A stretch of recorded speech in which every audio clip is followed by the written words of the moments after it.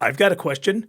Does CRM hygiene really matter at a fast-moving startup? You might hear the advice to move fast and break things in the startup world, but when it comes to CRM hygiene, that's extremely dangerous advice because what happens is you have things come up like sales reps not filling out the information on their deal records in the CRM, or maybe they're not accurately inputting some of the information because they see a bunch of required fields and they say, okay, I'll just put some fake information in here. It doesn't really matter. Nobody really cares.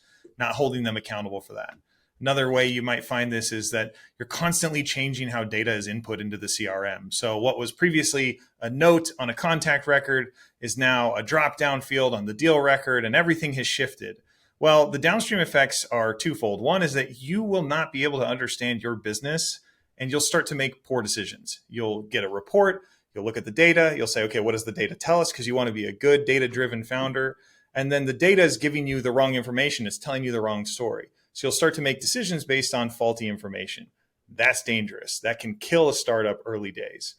And the second problem that occurs is that you can't communicate an accurate picture of where you're currently at and how you've grown over time. So that means that when you're talking to your team and you're selling them on, hey, look, this is so exciting, we've progressed in this way, that story might not be accurate.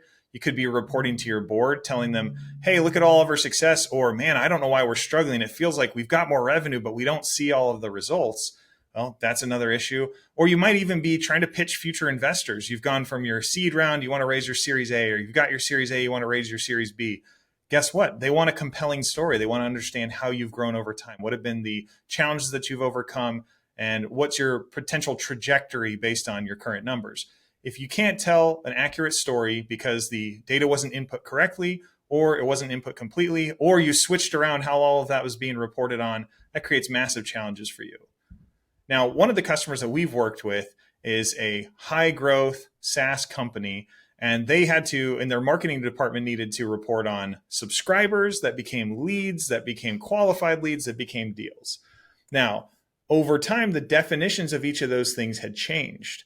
And the way that that data was input, what was formerly uploaded as a lead was being uploaded as a qualified lead. All of that had shifted over time. So any historical reporting on that data was totally useless. And it made it almost impossible to report to the board, and in fact created hours and hours of manual work just to rectify, well, before this date, we called it a QL, and after that, we called it a lead. That became a massive headache every quarter for quarterly board reporting.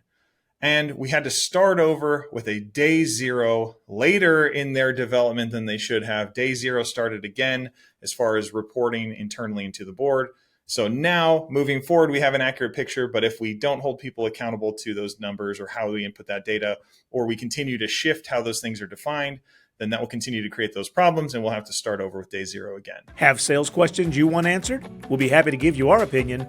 Send them to questions@nofluffselling.com.